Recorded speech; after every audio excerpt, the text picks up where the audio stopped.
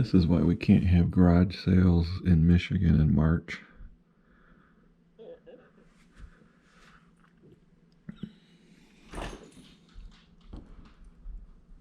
It is pretty.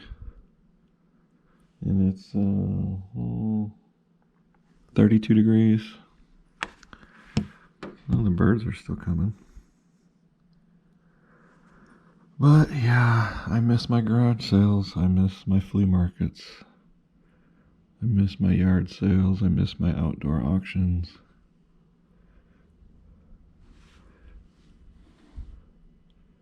Does make for a pretty video, but man, I wish I lived down south.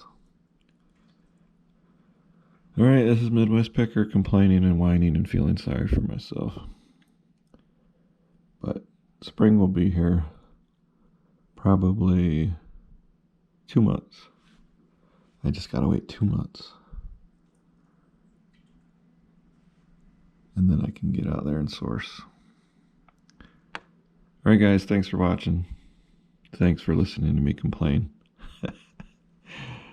Oh boy. It's Monday.